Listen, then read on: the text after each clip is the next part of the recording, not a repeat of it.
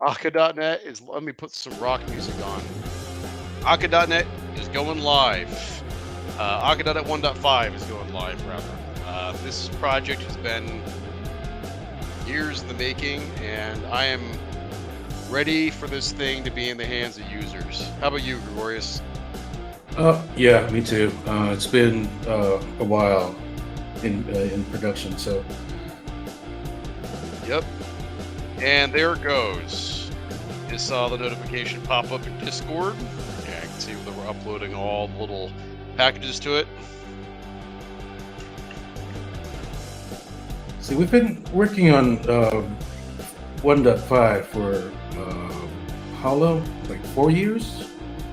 So yeah, I'll offer a bit of history on that while we wait for the package to get validated by NuGet. All right, let me go ahead and just finish blasting Discord real quick. We're doing a very impromptu stream today, mostly because we wanted to. Yep, I'm gonna blast everybody in Discord. There we go. The history of Akka.net 1.5 is interesting. I think we first started planning it in 2016, right after. I'm trying to remember the release order for how we did things. Akka.net 1.0 was like May of 2015, so that was our first real stable API that came out then. And then, let's see, we have that. And then we had Akka.net 1.1, which I think was later in 2015. Actually, you know what? Look at that. 301 commits, 2,400 files changed, and I think I totaled this up. It was 22 different contributors. With you're at the top of the food chain. I'm number 2, Dependabot, the come from behind winner. And then Ishmael, Sergey, Vagif, Ra, Drew, with a bunch of other folks all chipping in. Let's take a look at our little release history real fast before we wait for this to roll. All right. In fact, I'm going to go ahead and retweet our stuff. I don't even care if a single person watches this stream. This is just for me and for you, celebrating a lot of hard work, all paying off. Okay. And let me do one more thing real quick. Yeah, I'm just going to promote that on, there we go. Promoting that on the Petibridge stream as well. So yeah, so the history of Akka.net 1.5. There we go. I can see the release live on NuGet or on GitHub now. Let me go and just fix this real quick. All right, gotta do that. And I'm gonna delete all the little beta release notes. Okay. There we go. I remember we have to like clear out our release notes.md file every couple of years or so because it gets too big to be uploaded to GitHub after a while. Like the HTTP API can't handle it. I think we're probably approaching that point again here. Yeah, I kept the release notes pretty short for this one. The full set of changes. Let's see if the Akka.net website's up to date now. Doesn't look like it. Let me try opening this in an anonymous tab real fast. Oh, looks like the website is still building a bit. I should probably squelch notifications for the time being. Is there a way to do like focus and assist? Yeah, we're already on. There we go. Let me go ahead and check on the Akka.net build pipeline. But yeah, the NuGet packages are all out. I should start getting a blast of email notifications once the packages processed validation. And then we can start knocking out our Upgrade-o-Rama checklist here of all the different plugins that we've got to upgrade to Akka.net 1.5. Let's see, I think I've got my email client off screen here. And yeah, it looks to me like we're already getting the notifications are going through, Gregorius. So it looks like it's passing validation pretty quickly, so we can get started. And we've actually got to go through these in order to some extent, primarily because Akka hosting is a dependency for most of these other packages. Well, let's start by upgrading Serialog, Akka Persistent SQL Server, and Postgres. Sound good? Sounds good. All right. I'll go ahead and grab things. You're doing Serialog, right? Yes. My PR should be up in a few minutes. Oh, sweet. I'll go ahead and grab SQL Server real quick. Let's see. SQL Server.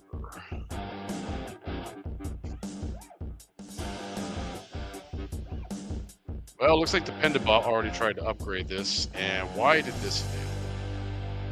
Probably serial. Oh, it's probably because of this. I probably picked the worst one. This is one of the ones that was affected by some of our API regressions that we rolled back. So I'm probably going to be doing this. Let me grab this server. Yeah, let me open this up.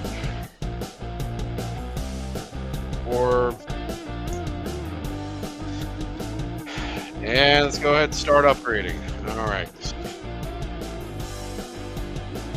Yeah, the history of Akka.NET 1.5 is a storied one for connoisseurs of the of the open source project.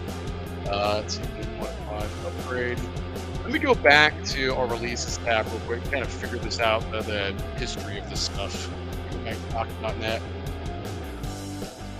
And I go to our main project.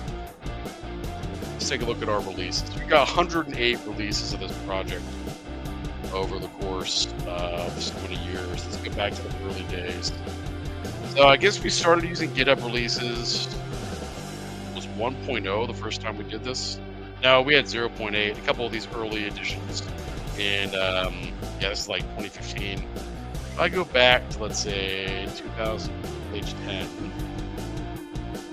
All right. So 1.05 was end of December 2015. And then we had middle of 2016, we had 1.1. So what was this all about? Taking Akka cluster out of beta. That was one. Helios 2.1. Oh god, the old Helios transport. That brings me back. This is before we started using .NET. So we did that, and then we had Akka.NET 1.2, which I think was all about migrating to .NET. When did that occur? That happened April 2017. So we actually went quite a while without any major releases. We had July 5th, July 15th, and July 26th. So, funny story about the 1.1 release. Gregorius, I don't know if I've ever told you this story, but I'll share it with the stream. So, so basically, I remember grinding like crazy to try to get Helios 2.1 and a lot of Akka cluster stuff fixed. And on top of that, I made some massive structural fixes. Like the way mailboxes work was kind of messed up in Akka.NET 1.0. I had to redesign all that for 1.1. And I was kind of doing a lot of this engineering work. Let's see, what is the contribution tool look like here? Oh, I forgot the other thing that was going on. This is when we first introduced Akka streams. That's what all these commits are all about. That was also 1.1. But anyway, I remember I was doing a lot of that work, and I was just like working, I don't know, probably 70, 80 hours a week at least on that stuff. And I was just not basically mentally in a good place in terms of just how exhausted I was. So this came out on July 5th. So I had been grinding up to it, for several weeks before, kind of pulling all-nighters and sort of stuff. On July 4th, which is a major U.S. holiday, or Independence Day in the United States, I was living in Los Angeles at the time, and I drove my car down to, I was planning on going to a brunch spot just to treat myself because I've been working so hard. And the brunch spot I went to was closed for 4th of July.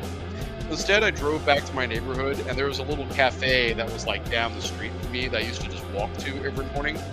And I went in there, I parked my car, went in there, had breakfast, and then I walked back to my apartment, completely forgetting that I had left my car there. So I went ahead and I should lower the music a little bit.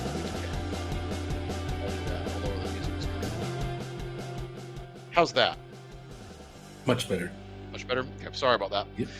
So anyway, I had been, so I went back and took care of everything I needed to do basically between like 4th of July evening and whenever this was, probably, it looks like it went out on July 6th, so I probably grinded all day on trying to get this thing done. And I remember we shipped this, then we had a whole bunch of other auxiliary stuff we had to do as part of supporting the Akka.NET 1.6 release, blog posts, emails, all that jazz. Um, and I hadn't left my apartment in 3 or 4 days. And so I was finally decided to go back out and see my girlfriend that I was dating at the time. And I head down to the garage in my little apartment complex, and lo and behold, my car is not there. And I assume that my car has been stolen since I've had that happen to me once before. I had a car stolen in my early 20s. So I even went so far as to like file a police report and Oh, declare the man. car missing. I had some cops in the LAPD come over to my apartment, take a report and all this stuff. And I remember I was so upset. And I even, here's the dumbest part. I even posted on Facebook where I was like, man, I can't believe this happened to me. I've had my car stolen again for like the second time in, I don't know, 5 years. And I was just so morose about it. And I remember I was on the phone with my mom, kind of pacing up and down the street. Bear in mind, I'm 31 years old when this is going on. I'm not a kid. I'm an adult. But I'm on the phone with my mom. I'm talking about it, and I'm kind of like verbally retracing my steps from when I last used the car. And I remembered I'd taken it out on Mhm. 4th of July, but I was so sleep deprived and exhausted, I'd completely forgotten that I had taken it to that cafe down the street and parked it there because I'm so used to just like walking there and walking back. I mean, that place was less than a block from my apartment. So I realized mid sentence when I'm talking to my mom. Now, bear in mind, this is like July 10th now. It's like 5 or 6 days later. Um, Mhm. I realized, oh shit, I left my car in the parking lot at this cafe. And I literally go, Mom, I gotta go. And I hang up on her and I go running down the street. And lo and behold, my car is still there. They managed not to tow it after 5 days. Um, and so I had to go and walk back, declaring my car stolen. So this meant that I had to call the LAPD and tell them, like, yes, I'm an idiot. My car was not stolen. I actually, like, I literally misplaced it. And then I had to go on social media and tell everyone where I had talked about my car being stolen. Like, well, I'm a fucking idiot. My car was there the whole time. I was just really sleep deprived, and everyone got a good laugh out of it. My girlfriend at the time thought I was a moron. I was very well deserved. But yeah, this release holds a special place in my heart because of that. Um, the other thing I realized is that I had paid several $1,000s for a low jack system on my car that I had bought in like 2012. This is the first time I ever used it. The thing was like in the middle of like urban Los Angeles, and no one was able to find a stationary car using it, which um, to this day basically makes me believe that that system is a waste of money. So yeah, that's the Akka.NET 1.1 release. So then we did the 1.2 release of Akka.NET about 9 months later, and that was again to replace the transport layer and also to get Akka streams and Akka cluster tools and coordinated shutdown all out of the hands of users. Um, so here's what happened. I think we had started planning the Akka.NET 1.5 release between 1.1 and 1.2. That was sort of the original plan for it. What changed and what kind of threw off our original roadmap, this is for like longtime users of Akka.NET, was .NET Core was made available to users not long after Akka.NET 1.2 shipped. So we Oof. immediately started work on Akka.NET 1.3, which came out, you'll notice, like 3 or 4 months later after Akka.NET 1.2 shipped. This is our first version that targeted .NET Core via .NET Standard 1.6. And for those of you who've been kind of with the .NET ecosystem for a long time, if you remember how flaky and rough the early versions of .NET Core were. I mean, Microsoft was putting stuff into RCs, then taking it back out. They tried getting rid of the whole MS Build format in its entirety and replacing it with JSON. There was a lot of wacky stuff going on. In fact, right as we were shipping Akka.NET 1.3, I think .NET Core 2.0 shipped. And there was an appeal at the last minute to say, hey, maybe we should hold off on doing 1.3 until .NET Core 2.0 is out. And I basically said, F no. Like we're we're pulling the trigger on this. We're getting this thing out the door. I'm not sticking around to see what Microsoft's going to screw up next. People's confidence in .NET Core is deservedly much higher now, but it was basically not great back then. So it looks like we have kicked off the NuGet release of Serialog, So this is going out the door. What did you include in the release notes for this? I'll go back Oh, to. actually, nothing because we actually did nothing on Sherlock for a long time. It's just we Okay, the updated version to number. yeah. hmm Got it. All right. We just updated to 1.5 and that's it. And hey, Looks look, like it's it's already out the yep. door. Swell. hmm I guess I had better stop talking and get upgrading on these sort of stuff. All right. Oh, when you're talking about .NET Core 2.0, this is before .NET Standard, right? .NET Standard came out. So we targeted .NET Standard 1.6, so it was available, and .NET Standard was still a thing they were actively developing. I think by the time .NET Core, it was either 3 or 3.1 came out, Microsoft basically decided this strategy wasn't sustainable anymore, and basically that hmm .NET Standard 2.0 was kind of a mistake. Retroactively making it so you could target like .NET Framework 4.61, I think they realized was a bit of a losing strategy. So they changed Yeah. tacks after that, and we're basically like, nah.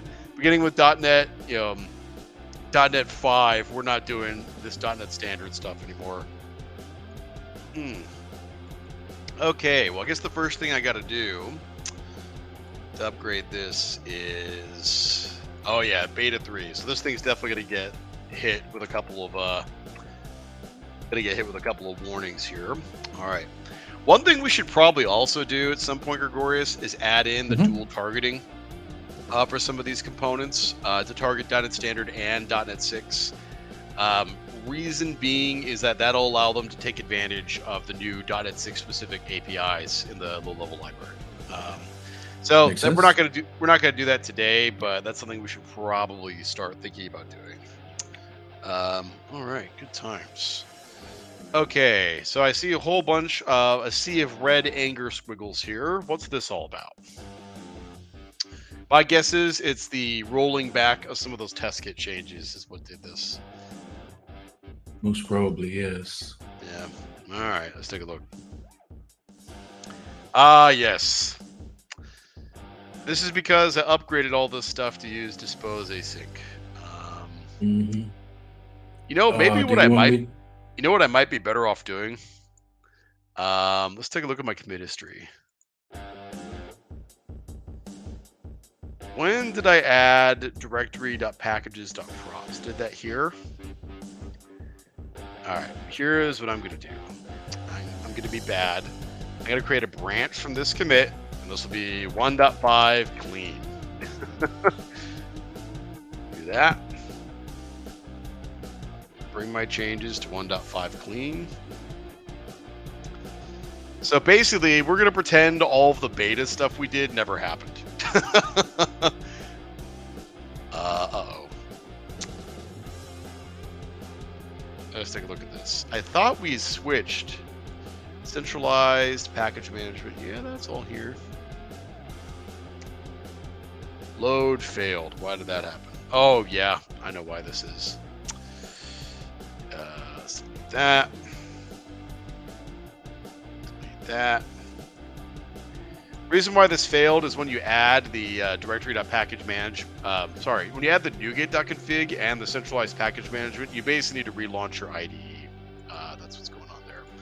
So let me go ahead and add, not an existing project, but an existing file. Let's do that. Should be these two. Boy, shared assembly info.cs. That takes me back. That's like circa 2015 sort of stuff. This is before we could just do all that with MS Build. All right. Yep, I'll go ahead and exit. Hopefully that upgraded. Git merge tool. Let's say hopefully that upgraded my project file, which it sure did. Let's do C for this. Yeah, all right, that was good. We're going to need to do another modernization project for some of this stuff too, where we get rid of things like, we're doing some stuff the NuGet spec doesn't really support anymore, like linking to an image hosted on a third-party website for the icon. We actually probably need to include that in the package and reference it that way. And also things like the license file, all that good jazz. Okay, so now this time around, oh, you got to be kidding me. Okay, good, it's fixed. So we're going to restore Akka.NET 1.5, and this time around when these packages load, we should have no compilation errors. Hopefully. I say that, but we'll see. Well, actually, we might have that compilation error with, what's it called? The logging changes. So we'll see how that goes. Looks like everything's loaded. Let me go ahead and try recompiling. Yep. So no more issues with the... looks like there's no issues at all with the test kit, but we do have... Actually, nope. I won't get to those until I upgrade this. I just need to add a reference to... Yep. Just need to add a reference to that file. All right. Okay, that should do it for the core SQL Server package. Let's give this a shot.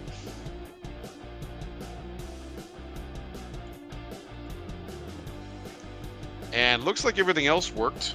So no compilation errors. Great. It was really literally just those log fixes. That's how we like it. Okay. All right.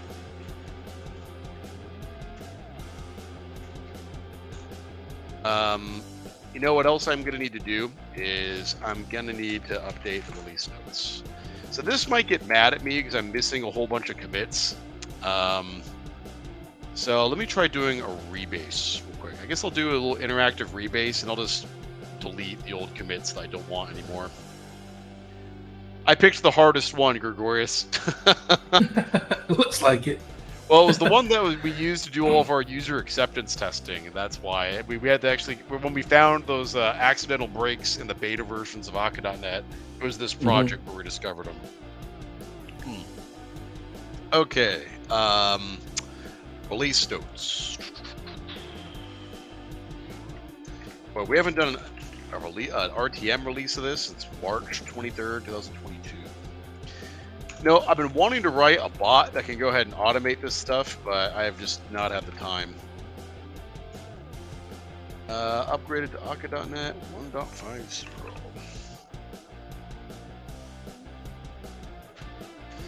It's good. Okay, now are there any other status? Actually, let me do one more thing. Let me go ahead and run the build system.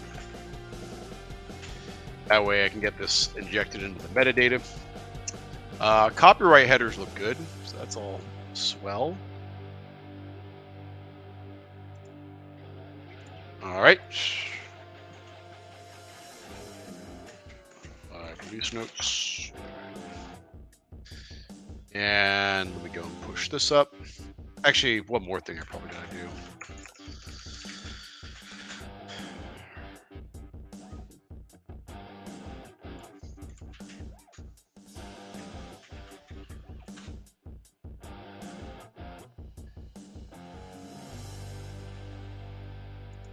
Okay, looks like we changed some other stuff down here.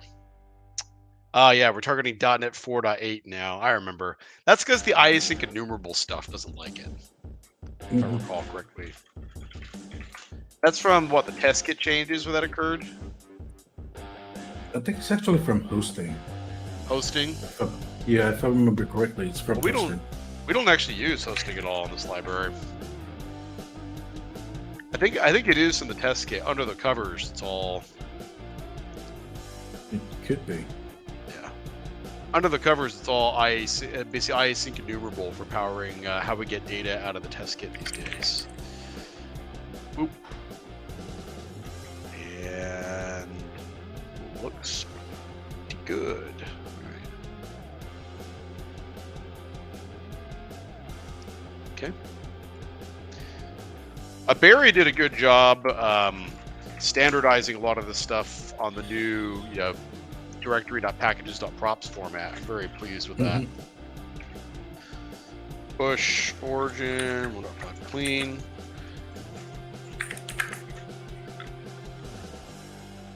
All right, there we go. That should be everything that we need. Let's do a little pull request.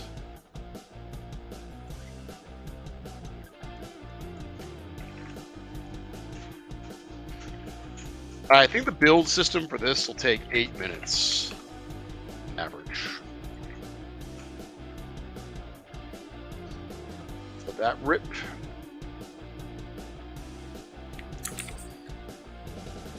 Okay, that's there. I've got it set to auto merge. So that's looking good. All right, let's take a look at our checklist. So serial log is done. SQL Server will be done whenever that goes live. So that's got a little bit ways to go there. Which one are you doing next? Postgres? Yep, I'm doing Postgres right now. Okay.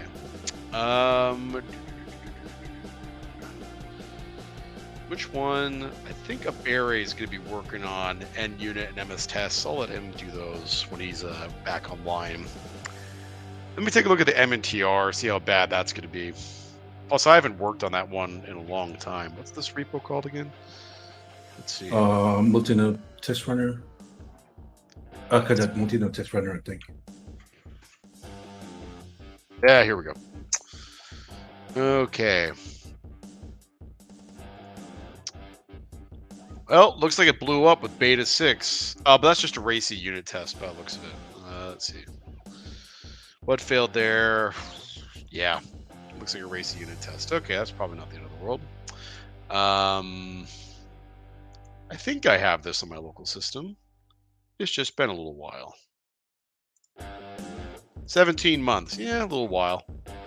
All right. Let me go ahead and show that in Explore.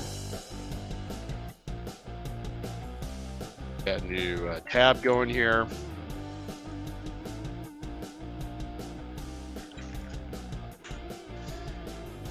This is way more fun as a live stream than just like a project we do over like Slack. Yeah. It's tedious to work on these just alone with no one to talk to. Yep. Hey, a little bit of rock music doesn't hurt either. Okay. That's looking good. And that story about reporting my car being stolen stings. I haven't told that one in a while. But it happened. I did it. Okay, 1.5 upgrade. All right, let me get this solution open.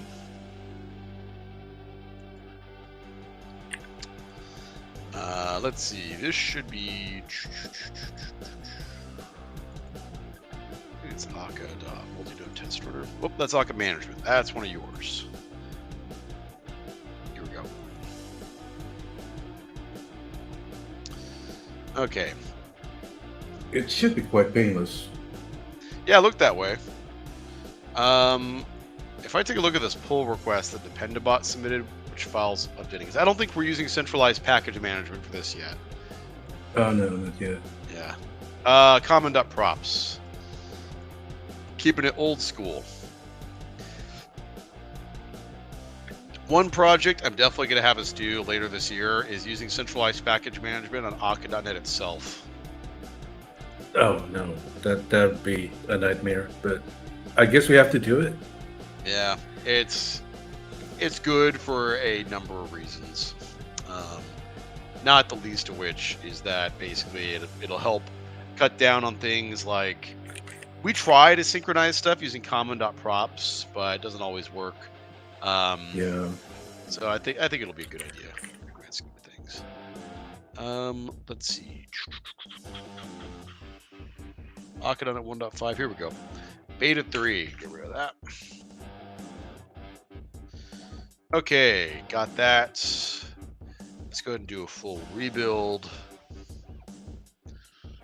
So I was just updating this off screen in Sublime Text here.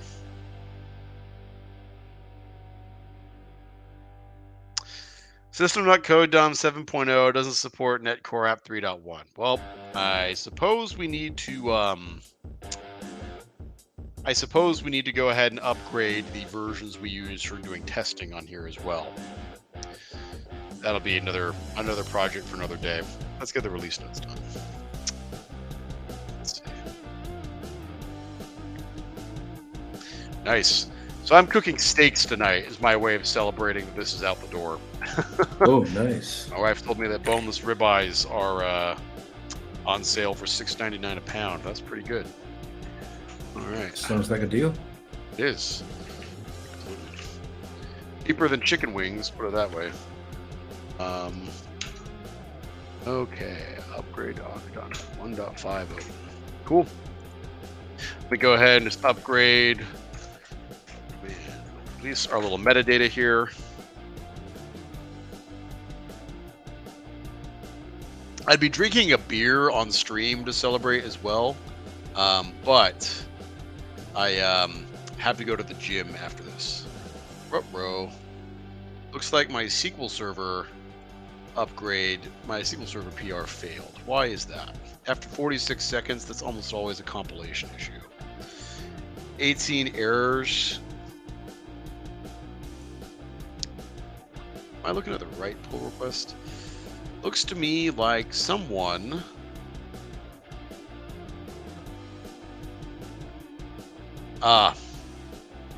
you know what? I screwed up. Let me go back to the MNTR stuff. Looks good, so I'll go ahead and push that.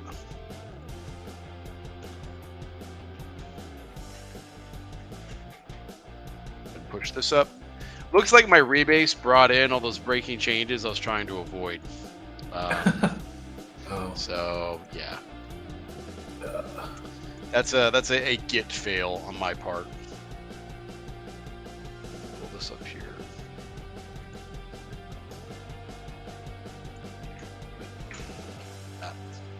We do not need to use feature checklists for this. I don't feel that how to put it, that persnickety about doing any of this stuff. All right, there we go.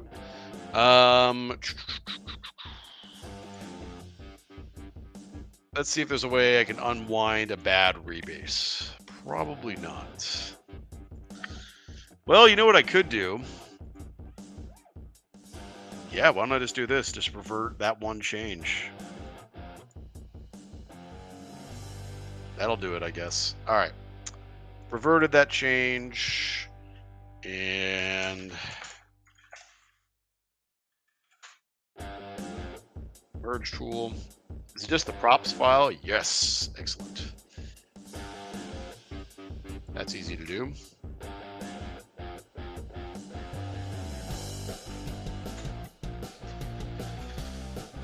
It commits. Reverted previous data API changes. All right, now let's see if this recompiles.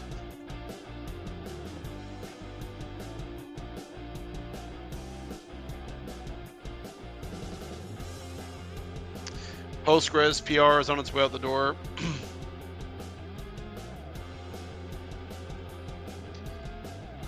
Okay, well, good. We're back in good shape here. Method is it we're supposed to override? Is it? Here we go. After all, it's the dispose method, right? Well, it's actually safer if you use the overall after all method instead of using dispose.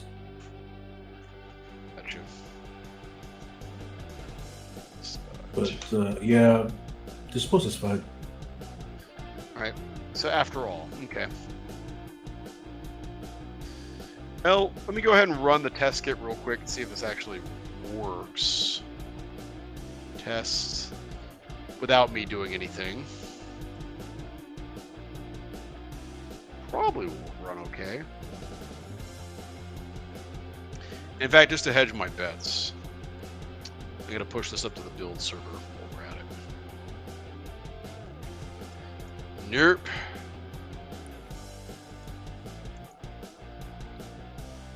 Named pipe. Oh, you know what the issue is? I don't have Docker running on my machine. So, never mind. Let me go ahead and just check to see if the build server is doing it. Yeah, I do not feel like starting up Docker right now if I can help it. Although, actually, if we're doing some of these upgrades, I guess I'm going to have to do it. So, may as well. Let me get that fired up. But yeah, the issue was that the testing system couldn't connect to the Docker CLI since the virtual machine wasn't running. By the way, so I had to wipe out and reset my Docker instance the other day. Mm-hmm. And I did something that, so I had manually like customized my Windows subsystem for Linux agent to have its VHD hosted somewhere other than my C drive. I desperately need to invest in some better hardware for this computer. So if I go to like this PC, you can see that I've got like 16 gigs free on my SSD right here, and I got Mm-hmm. 214 gigs free here. Basically, I want to make sure that my VHD is running on this machine, this drive here. And so I had previously like kind of customized my VHD storage location to do all that stuff, and it was actually kind of a real pain to make that work. I found a much Mm-hmm. simpler technique on Stack Overflow where I created a symbolic link between the app data directory that Docker normally uses on my C drive and a new location on my D drive, and that worked way better. And the best part is, Oh. if I ever go and restore Docker back to its factory settings, it'll remember that and reapply it over and over again. So I found that, Mm-hmm. I think maybe it was yesterday. I did that yesterday morning. That's been super helpful. Multi-node test runner. Looks like Linux passed. That's good. Let's take a look at the SQL Server real quick. Updated 2 minutes ago.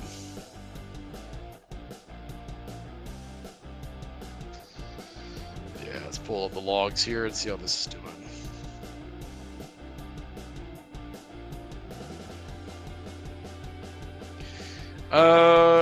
Looks like it's running. Okay, there we go. Actually, you know what? The SQL Server container only just now became ready, so no, it wasn't quite working yet.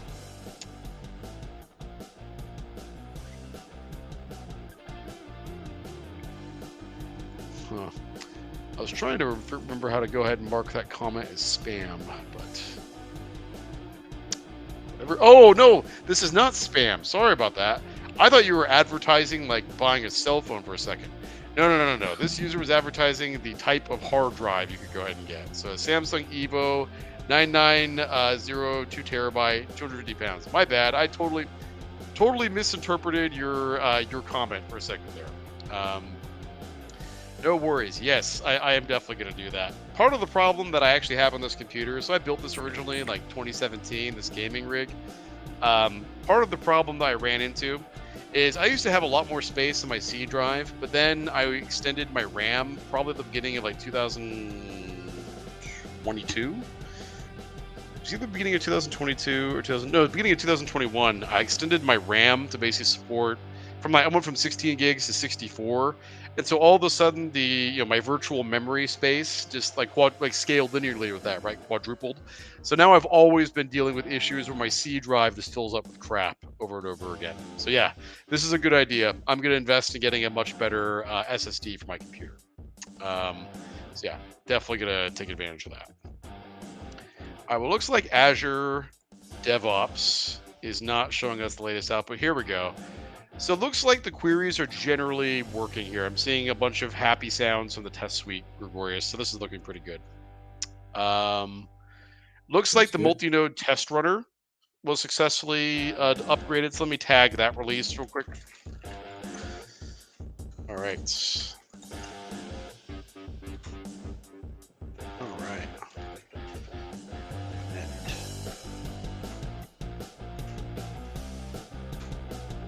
Alrighty.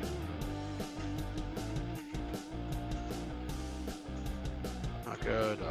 Multi-node test runner.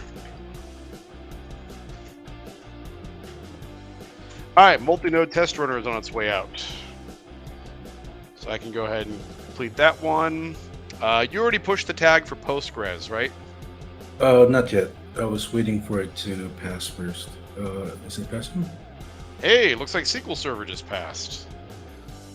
Well, how about that? Okay. Don't even need to run it locally if I don't want to. That's fantastic. All right. So let me go ahead and grab... what local changes do you want me to make? Nah, we don't need those. All right, check out dev, git fetch akka.net.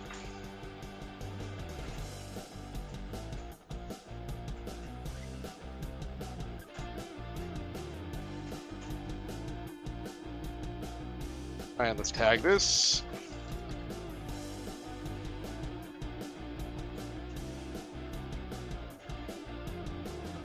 Okay, get push tags. All right, let's see what's going on in Discord. Either that's a whole bunch of GitHub release notifications all rolling off the assembly line at once, or people are trying to actually talk to us, in which case I should probably say something polite back. All right, let's take a look. What's going on in Discord? Looks like lots of thumbs ups and people joining the channel. Nice. That's good stuff. I'll roll with that. Good deal. All right. Yep. Okay, You're right. You're correct that lots of updates to particularly Microsoft products leave crap behind. Trying to get Microsoft to install any sort of Visual Studio tooling outside of a very specific prescriptive set of directories seems like an impossible challenge. Lord knows I've tried. I always want to try to move stuff onto my SATA if I can, but it's tough. So I think I'm going to do with this computer, I definitely need to invest in some more hard drive space. I'm going to do that. So I'll probably keep the existing drives I have. There's nothing mechanically wrong with them, but I'll probably get a bigger SSD, reformat the machine, and maybe I'll get some other big SATA drives and do, I don't know, maybe RAID 0 configuration on them or something. And because I basically use this computer for software development at home and playing video games, and also occasionally doing things like today I had to use it to render our video that goes into the Upgrade-o-Rama 1.5 release. Speaking of which, we should see if the website's updated. Yes, it is. Thank God. So we have our Out Now link here. Talks about what's new in Upgrade-o-Rama 1.5 with a major summary of our changes.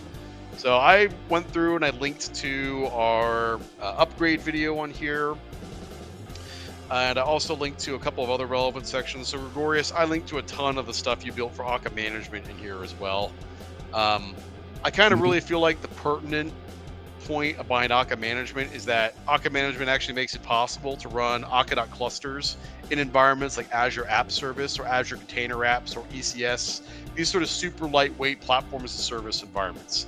That's something that users have been asking for years, and now it's like much easier to do than it used to be.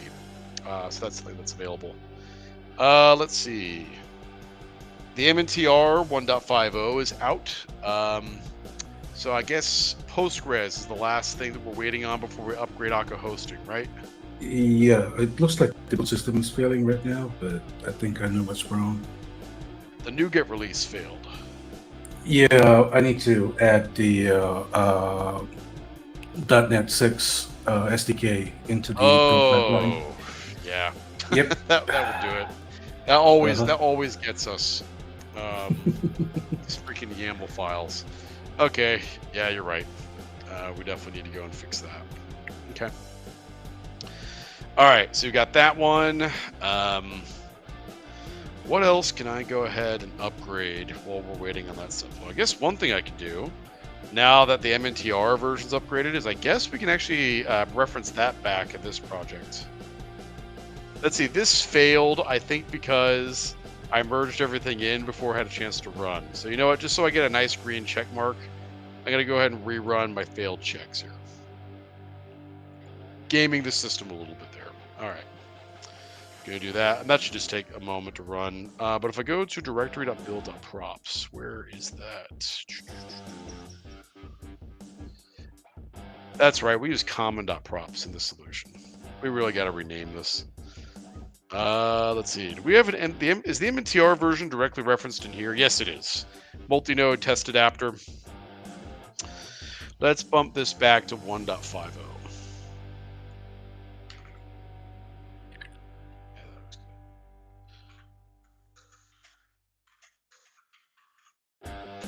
All right, do that.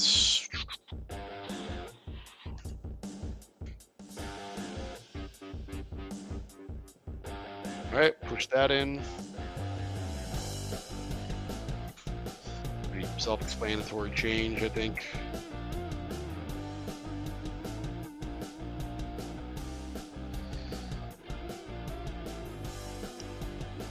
So I'll let that run. I'm trying to remember if incrementalists can detect changes to common.props or not. I'm pretty sure it can. Not on Linux, but on Windows, I think it does. So we'll check that out. Okie dokie.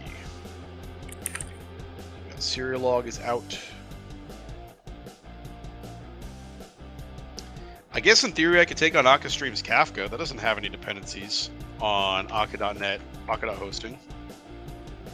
Yeah, why don't I do this one real quick? I'll merge in this Dependabot PR since I can. We'll do that. All right, grab this. And let's see, I can go ahead and close SQL Server and the MNTR. Don't need either of those. Actually, you know what? I'm pretty sure I know directory this one's in. Well, that would do it.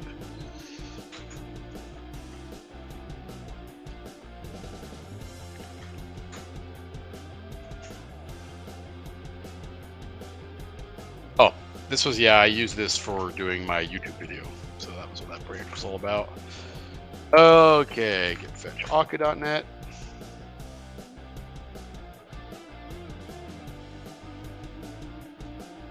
Okay, you need me to build, yeah, merge in this, change the YAML file. All right, we'll force merge that in. Yeah, that whole feedback loop of trying to update Windows Azure DevOps build files is, how do I put this? Certainly not my cup of tea, to say the least. All right, got that. Do we use the directory.packages stuff in here? No, we don't. It's common.props. So we got a lot more upgrades to go yet, I guess. Let me get this open. Actually, let me go ahead and upgrade this to Sublime Text first. Yeah. Oh well, the Kafka project would be a hairy one to upgrade to built-on-props.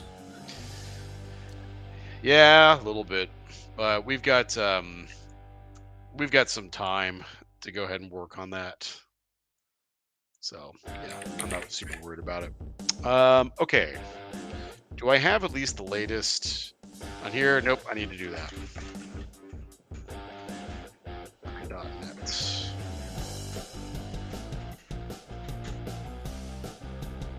All right, getting some NuGet notifications back. SQL Server is a past validation, so that's good. Okay.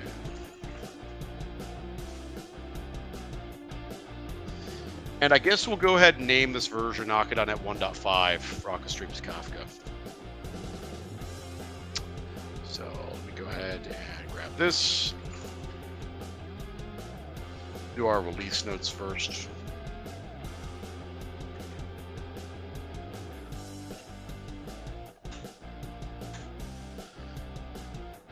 That.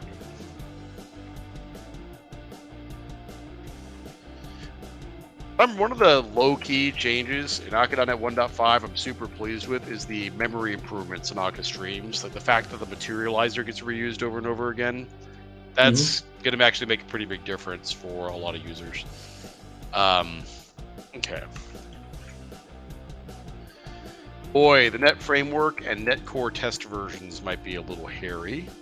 Let me go ahead and try compiling this. I'll just go ahead and see if I can do this without loading up the IDE. That's another thing we're going to have to upgrade.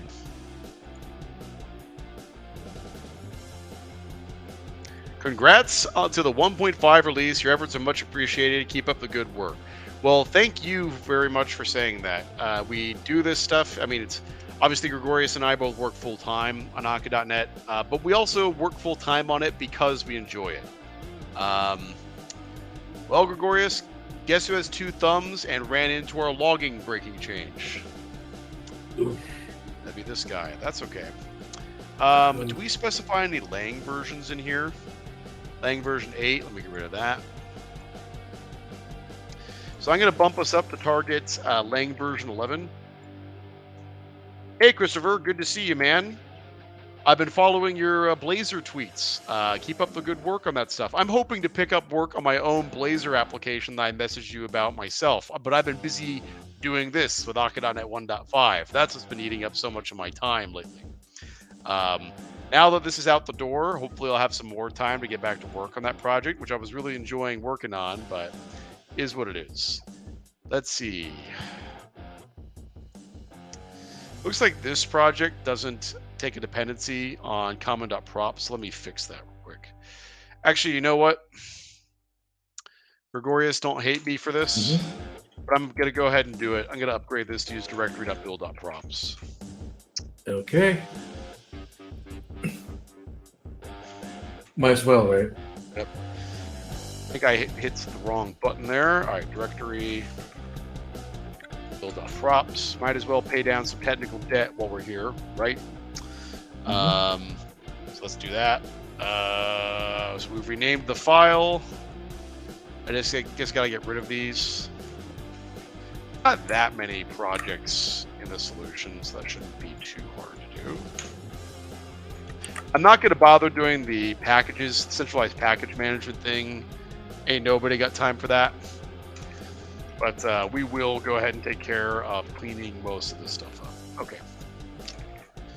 All right, so now that that's done, looks good. Benchmark.net artifacts. That's a compiled resource. I don't think we want to... Gregorius, we don't really want to include this, do we? In Streams.Kafka? No, This looks like we accidentally added the benchmark.net artifacts directory as an embedded resource in this assembly. Yeah. I should probably get rid of that. Yeah, we should remove it. All right, cool. Take care of that. So now we're targeting Lang version 11. So that should allow me to do this little upgrade that we recommend here. Let me go to our upgrade advisory section for Akka.NET 1.5. And I got to scroll down.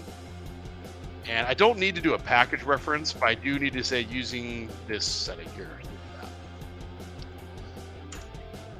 And this is not viral. It's not going to spread to end users of Akka.NET. It's only going to affect the way this package compiles. And I guess I got to delete this extra project tag I just added. All right, that should do it. Let's see if that fixes it. Got to get those features in, then we can make it pretty later. Yeah, you're absolutely right. Got a lot of work to do on building that project. Framework, invalid framework identifier, blank blank. You know what else I just remembered? There's one more thing I gotta fix in here, which is I think fake still targets common.props.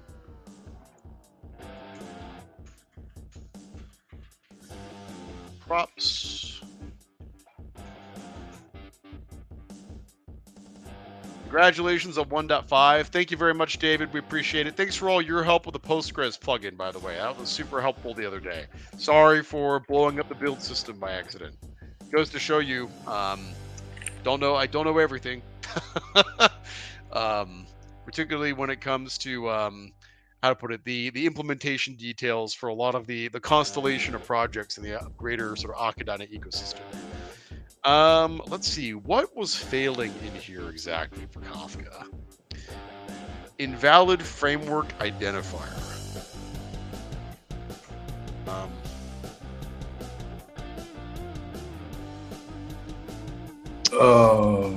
Wonder what caused that.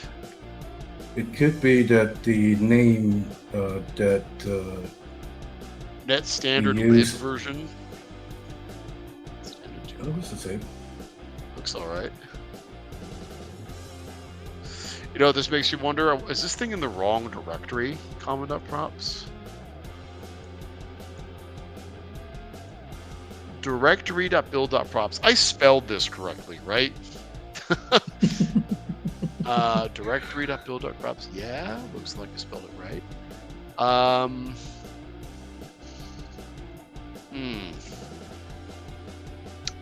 What could have caused that? You start a project towards the end of the CS proj. That should be removed. Is what Christopher said. Ah, gosh, you're right. Thank you. Sorry, that's what I get for copying and pasting. All right.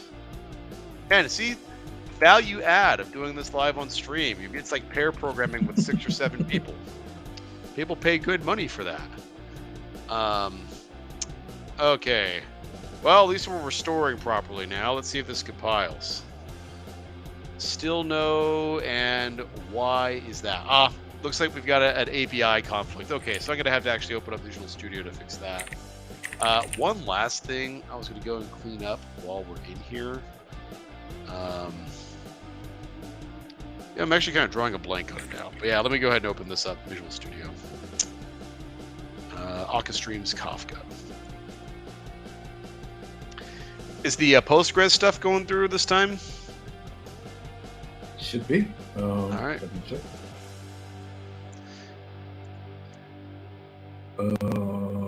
DevOps says that it's still running.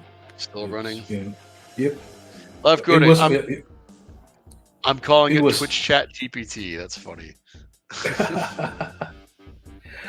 It was in the queue for a long time, so it's only been running for 3 minutes. Looks like we just got the notification in Discord. It is definitely out now. That's swell. Okay. All right, good deal. Oh yeah, it is. Huh. Yeah, good. Okay. This should be confluence.event.error.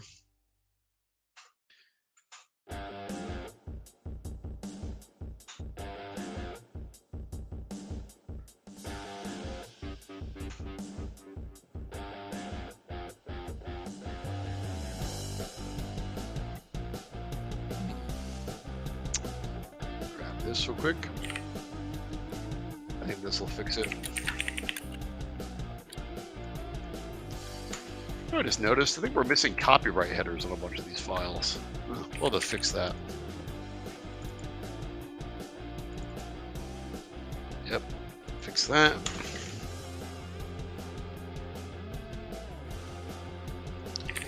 Fix that.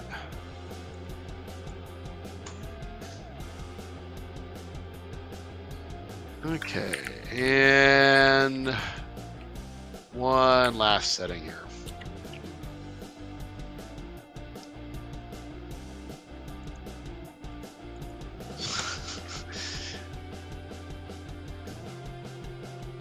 Man, since Barry is asleep during Upgrade-o-Rama, maybe we should make him do the alpaca upgrades. Well, it's fine. It's fine. It sounds okay to me, I guess. So I think this is a signature change in Akka Streams here, by the looks of it. Well, I have picked the crappiest ones so far. Yeah, kind of. Plain sync. All right, so producer record. It's got to be task done. That's the issue here. I remember this, which was that Ishmael noticed that a whole bunch of our there's an editor config rule that forces you to add headers to all files. Just saying. Christopher, if you can go ahead and DM that to me, I will absolutely try to enforce it inside this project here. Typically, we use the resharper/writer settings to do this, but I didn't originally develop this library, so it may not have been. Let me rephrase that. Another member of our sort of team did this, and I don't know what IDE he was using necessarily, but yeah. It looks like this is just adding a return type. I don't think it's the end of the world here. Expected a method with perform shutdown exception here. Well, the only problem with editor config is that it doesn't take macros, so you have to update the template every year. But it's a minor thing. Okay. Okay. So I guess the issue is that the perform shutdown, this method now needs to, I think, now needs to accept an exception.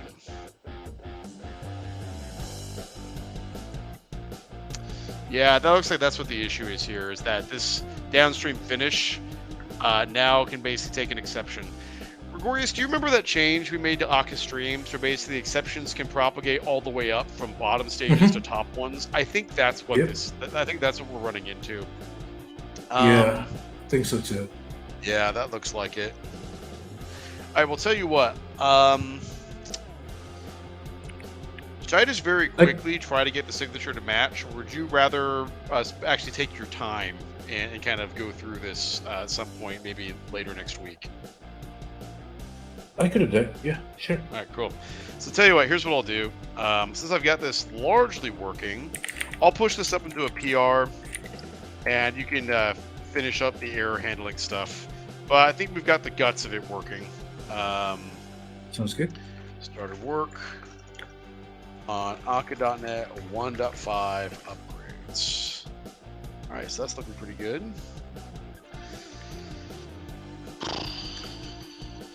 Okay. I'll get that into a draft pull request. Let me close the MNTR since we're not working on that right now. It's all done. Go back to here. I think I got an email. Postgres is done. That's past validation. Nice. Akka Streams Kafka, I'll go ahead and put a comment here. Started on it, but have the deal. Akka Streams, bottom to top. Error propagation. Yeah, that's like an API change. I totally API change I hadn't really run into, but it makes sense that Akka Streams Kafka would run into it. And I remember why we did that, which is that you want to know why the stream is shutting down, and that's why you want to be able to optionally propagate an exception up to the top. Makes a lot of sense. Yeah. Looks like my target MNTR pull request is still running. All right, let that rip. So that did kick off a full rebuild on Windows by the looks of it. Yeah, well, MNTR has always been the slowest test that we have. Yeah, but whenever we touch common.props, our incremental build system basically essentially considers it to be touching the solution file, and will. Yeah. On Linux, for some reason, it doesn't do this, but on Windows, it will. It'll go ahead and basically trigger a full rebuild. Let me put this in draft. I'll request your review on this. Implement bottom to top. Exception handling. Okay.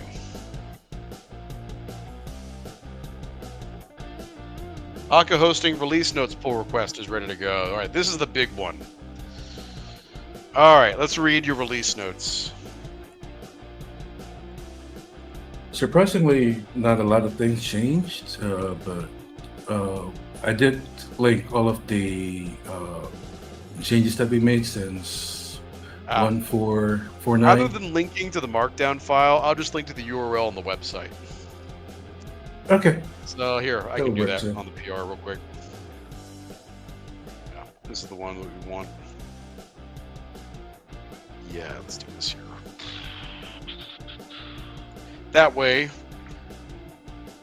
people get the latest version if we ever go and change this. All right. Makes sense. All right, that looks good. All right, now the Akka hosting build system, if I recall correctly, is pretty fast. I think this is what, 3 or 4 minutes. It should be. The rule is file header template. It's actually necessary to use the year. Is it actually necessary to use the year C in the copyright? That's a good question. In terms of, because that's actually something I've got to do on the main Akka.net project. Is we have, if I dig into here real quick, I'll get rid of the Kafka PR. If I go into the main Akka.net project, I have a PowerShell script that I wrote that basically brute forces and adds basically rewrites the header every year. Let's see, yeah, add copyright header to source files. Well, actually, I didn't write this. Sean Colleen did originally. But yeah, we do use that. And a lot of other large open source projects will do it. However, projects like Microsoft, I don't think, do they do copyright headers on any of their projects? Well, let me rephrase that. Do they put dates in their copyright headers?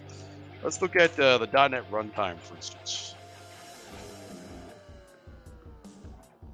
Core CLR. That's like system.private.core lot. Okay, let me actually find a real source file in here.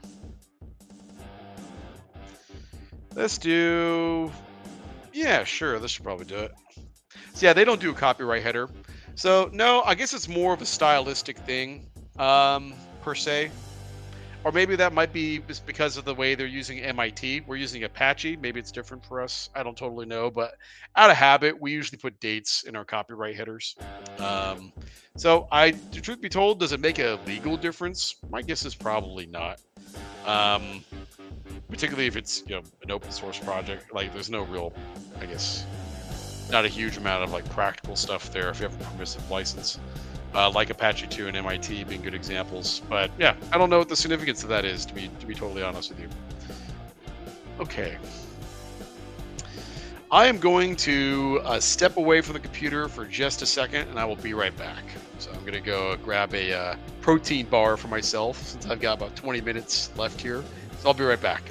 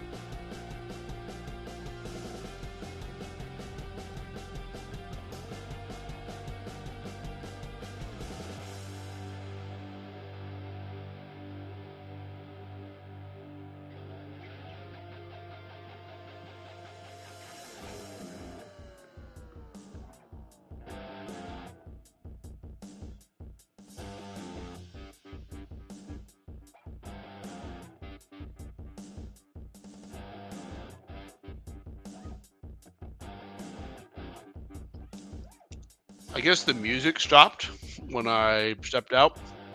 No, it's still ready. Good to know. Man, one thing that changes when you have kids, all the good snacks are your kids' snacks. I mean, I've got a birthday cake flavored protein bar. It's not the end of the world, but like, I took a look. I was like, man, my daughter's got goldfish and Ritz crackers and, a whole bunch of Lara bars and other stuff. I'm like, dang, that was good. But, it's all, how to put it, that's all for the little ones.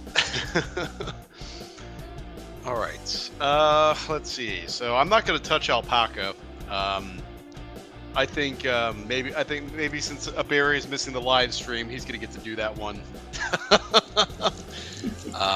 No, I wouldn't do that to me. I wouldn't do that to him. He's even less familiar with those API changes than I am as far as the Akka Stream stuff goes.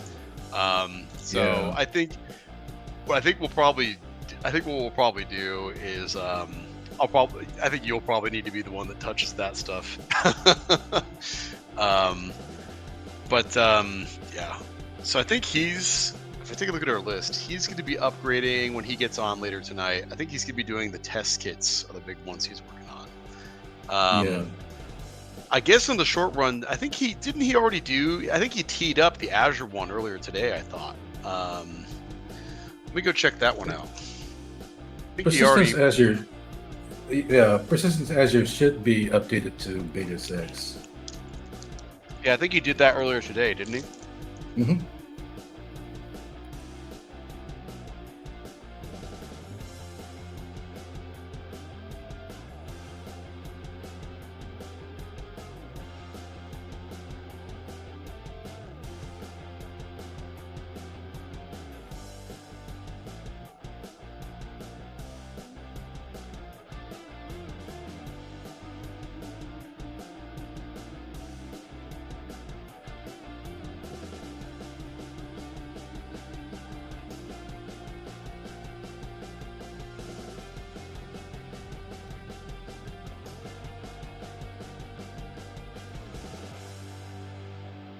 And Yeah, it looks like he did the upgrade. I just got to do the release notes, so I'll do that real quick. okay. Yeah. Tell you what. Although I forgot, this one has one of the slowest running CI systems out of any of the persistence plugins. I'd totally forgotten about that. Well, actually, Link to DB is the one is the slowest actually, That doesn't surprise me. because it has to load in a lot of Docker tests. Yeah, that's right. Well, that's because it's all the different database platform support, right? Yeah. Yep. Well, he also upgraded this to use directory.packages.props, which is good. I guess we just did that today as well. Cool. Oh no. This is from Dependabot. My bad. Yeah, I think you did this a week or two ago. He upgraded this one. All right. Let's see. Go ahead. And Akka Hosting is tagged. Nice, good. So that's on its way out the door. Swell. Mm-hmm. Actually, crap. I gotta wait for Akka Hosting before we upgrade this one. Since we do have a dependency on that. Ditto for Akka Health Check. Ditto for Petabridge.command. Ditto for Phobos. All that stuff. I guess I could upgrade Lighthouse to use Akka.NET 1.5, even though it makes no meaningful difference. It will reduce the CPU usage of it, so I guess I should just do that. Yeah, why not? Alright, I'll go ahead and deploy Lighthouse. Even though we're actively trying to kill it off in this release. Fine. Alright, I'll give good old Lighthouse a go here. Alright. Lighthouse. Let's see. Christopher shared with us. There's a closed issue on GitHub for why you can't use something like year or current year in editor config template. It's some legal reason I'm not smart enough to understand. Oh my god. Okay. Wow. Well, if StreamYard would let me copy and paste that, I totally would. But for some reason, it does not do that. Okay, but yeah. Leave it to lawyers to ruin everything. Okay, let's go to Lighthouse. And let's open this up in folder here.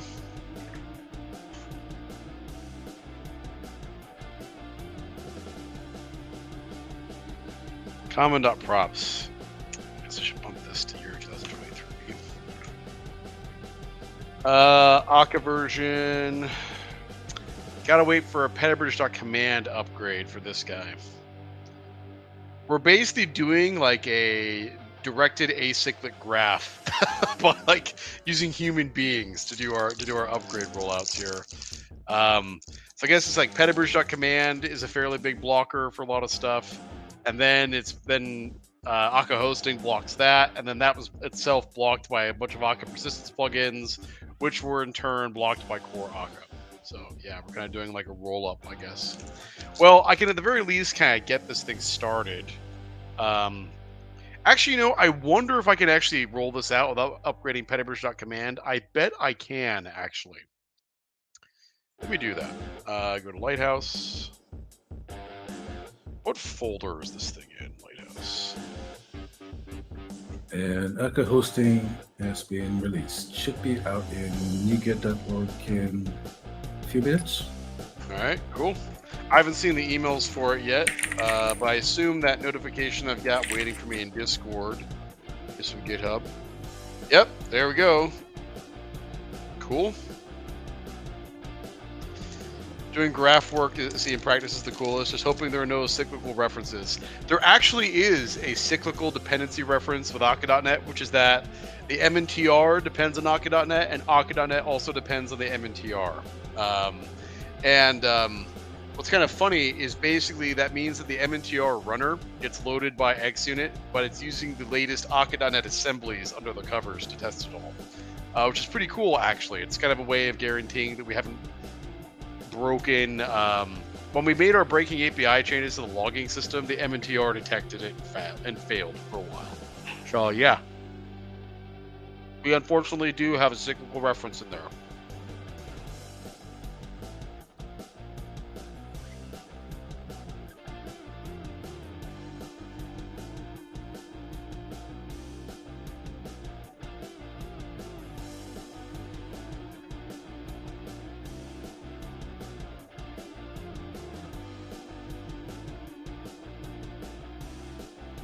You know what else I just realized is not going to work?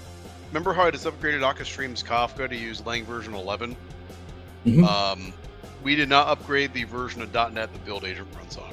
So as a result, that will not work. We need .NET 7 in order for that to run. Yep. Whoops. Just crap you learn in this industry. All right, let's go ahead and do this. I'm going to get out ahead of this problem with Lighthouse. Go ahead and do 7.x. Then I got to do that for Windows release as well.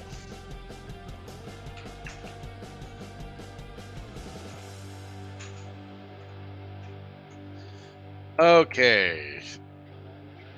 I think that should do it. Yep. Looks all right to me. Yep. Yeah, that looks good. All right, cool. So that's all looking pretty swell. Now I got to upgrade to Akka.NET 1.5. That looks good. Let me steal what I did in Akka Streams Kafka. And next thing I'll do, release notes 1.8.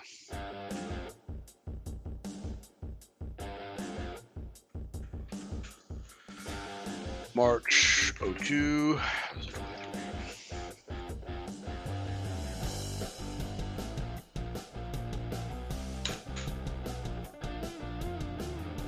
All right. I'm getting the, by the way, Akka hosting's out. I got all the NuGet notifications for it just now.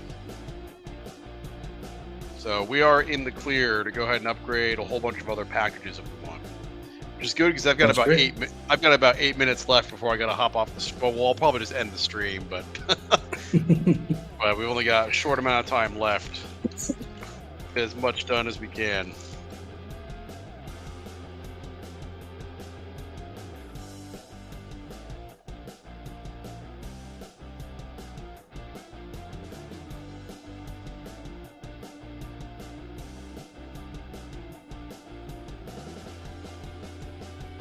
Gregorius, I did not mean to stop sharing my screen. That was my fault. Whoops. I thought I had it up this entire time. Thanks for letting me know. Like I mentioned, we're doing a little bit lower production values in the live stream today than we normally do.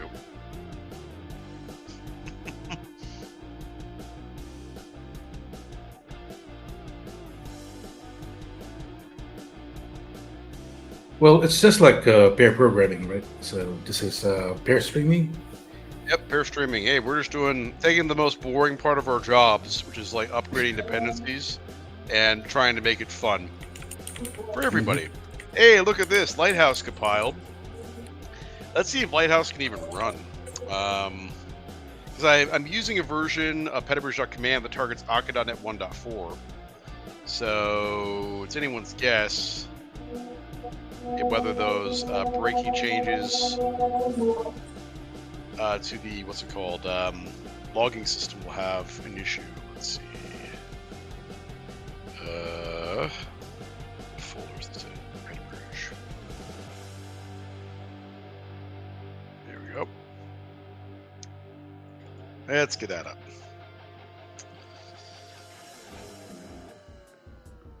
Okay. Let's go ahead and run this. And I guess while I'm here, I'll get petabridge.command teed up.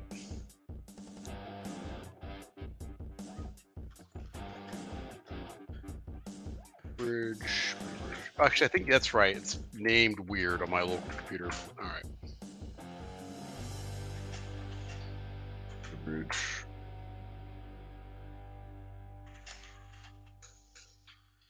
Hey, get a load of this. Dependabot's already sending in. Oh, these are from earlier today. Boo. It's still beta 6. It's still beta 6. Yeah. I thought that was so cool for a second there. All right, let me open up another new tab. Now we're dealing with private repositories. So command. Yeah, I've got racy unit tests inside my test suite here. And why did this fail? Oh, I know why this failed. It's because publishing a beta package to Chocolatey is like frowned upon. I think that's why that failed. Okay. Bump Akka hosting to beta 6.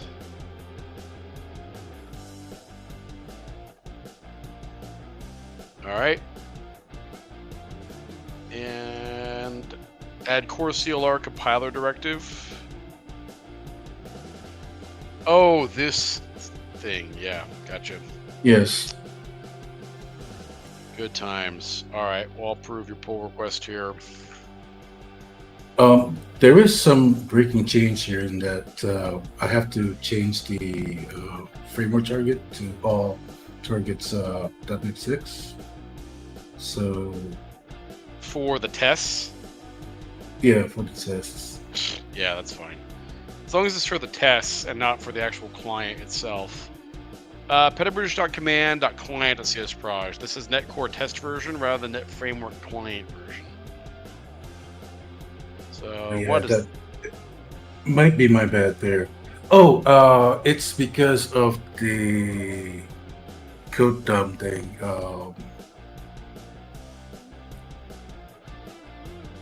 But the client should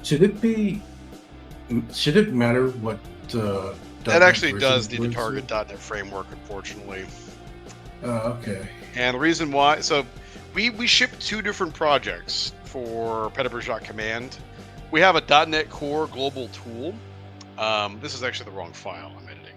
We have a .NET Core global tool that can target basically whatever for the most part. But then this ships as a .NET framework, runs on Windows, good old-fashioned application. This is our chocolatey distribution, basically, is what this is here. Okay, my bad then. Nah, that's okay. That's why. Thank you for bringing that to my attention. Yeah. So let me go ahead and change that back. And this is because of that BCL stuff. I think so. It's either BCL or code dump. Gotcha. I think it's a BCL. Well, at some point we can probably stop publishing that chocolatey package. Although, here's the thing: we distribute petabridge.command in like 3 different ways. We've got the .NET Core global tool, we've got the chocolatey package, and then we also have, if I pull up the petabridge.command website,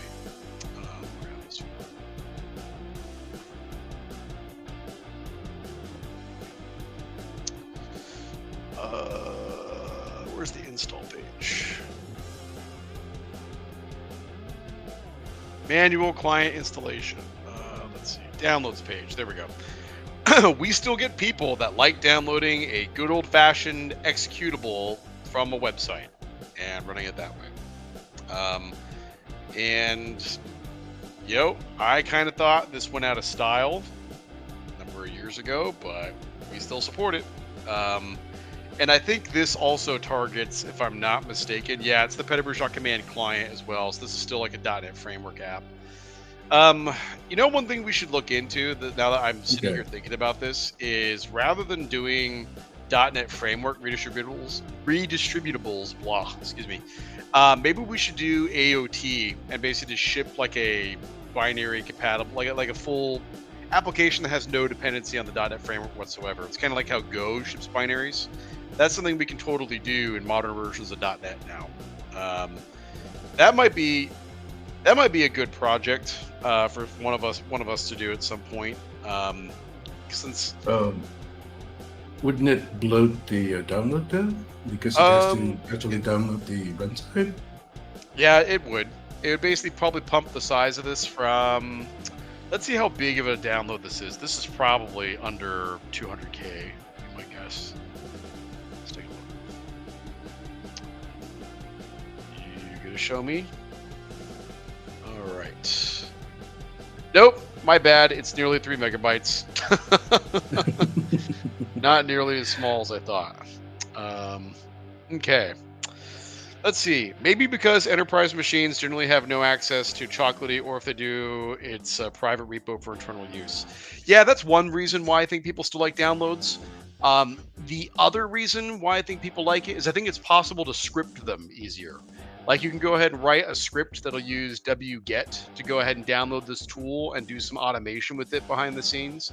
That's another reason why I think people like it, is that this is an inherently more scriptable sort of solution. Whereas with Chocolatey, you have to go ahead and install that tool and then install this one, where there's maybe not necessarily a huge amount of benefit to doing that every single time you want to run an automated job or something. So yeah, I think that maybe shipping a native AOT tool may not be a bad idea. My guess is Gregorius, that'll blow up the size of this download from being, it's about 2.8 megs right now to maybe 28, maybe like an order of magnitude increase probably. Yeah. But the upshot of it is we don't have to worry about, does the client have this version of .NET installed on it anymore, Yep, makes sense. And it looks like this is now failing on Linux. So why is this failing?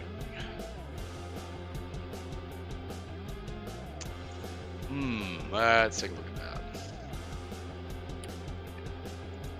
Why are you failing?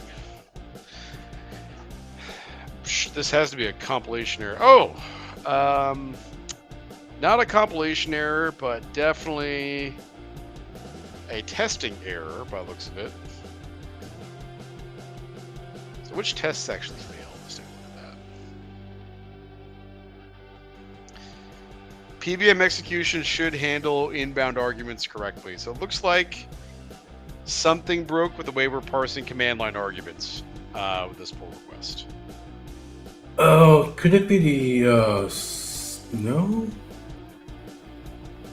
We did not roll back the compiler directive, so that shouldn't be it. I'm going to merge in the Serialog beta from the other day. I'll merge that in. Akka hosting version to beta 6. Now, interestingly, this PR doesn't have any of your changes, and it looks like it has one failing test for. Oh, these are these relatively new tests that we added for their failure injection system, and they are very racy. So it looks like we had one test failure here. Gregorius, I'm not sure we actually needed all those changes that you merged in. Might not. Yeah, might not. All right.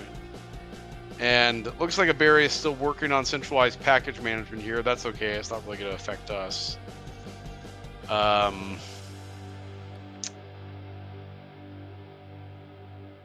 Let's see. Well, you know what? This is getting rebased by Dependabot, I think. Superseded by 624. No, it got superseded. Boom. There we go. Going straight to 1.50. Well, I'll go ahead and mark that as to automatically merge, provided that the test suite passes, and then we can go ahead and push symbols from there.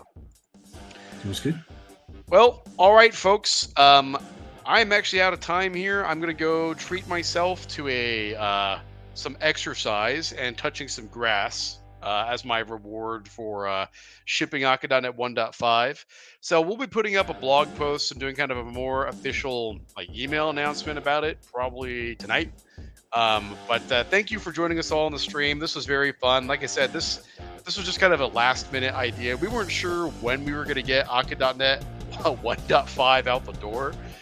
Reason being is that we were doing a lot of end user acceptance testing, and we kept finding stuff that was like, nah, we probably shouldn't have changed that. We probably shouldn't have changed this. So we meant to ship this on February 28th, but it took us a couple extra days of testing to get it right.